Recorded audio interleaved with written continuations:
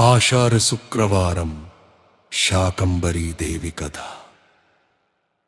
పూర్వం హిరణ్యాక్షుని వంశంలో పుట్టిన దుర్గమాసురుడు అనే అత్యంత క్రూరమైన రాక్షసుడు ఉండేవాడు. వాడు బ్రహ్మదేవుని గురించి ఘోరమైన తపస్సు చేసి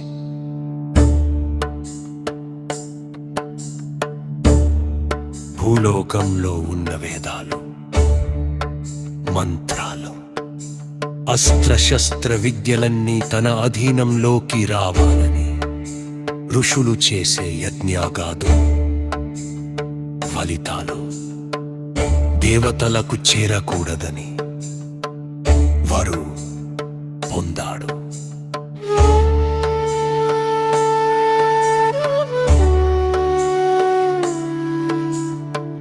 బ్రహ్మదేవుని వరం బర్ల భూమిపై ఉన్న వేదాలన్నీ మాయమైపోయి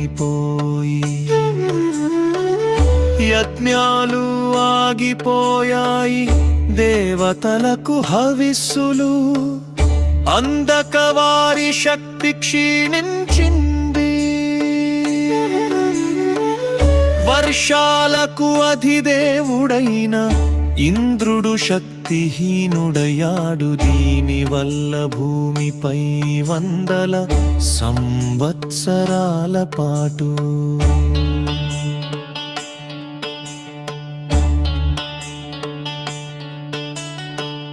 ఘోరమైన కరువు ఏర్పడి నదులు ఎండిపోయి నీరు ఆహారం లేక పశుపక్ష్యాదులు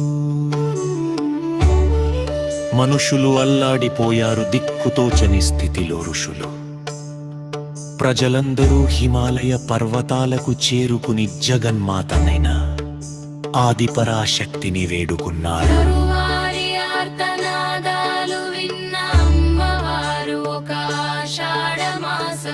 శుక్రవారం నాడు 100 కన్నులతో శతాక్షిదేవిగా ప్రత్యక్షమైంది.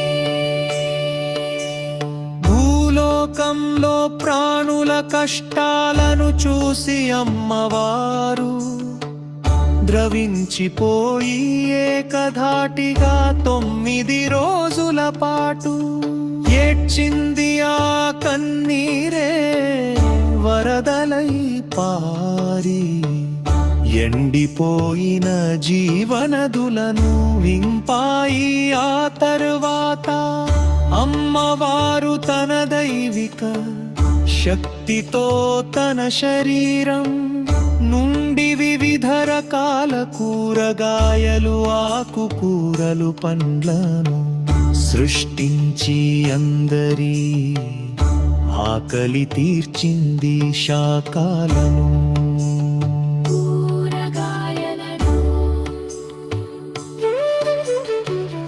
ఇచ్చి ప్రాణాలు కాపాడినందున అమ్మవారికి శాకంబరి దేవి అని పేరు వచ్చింది. నాటి నుండి ప్రతి ఆషాఢ మాసంలో అమ్మవారిని కూరగాయలతో అలంకరించి శాకంబరి ఉత్సవాలు జరుపుకోవడం ఆచారంగా మారింది.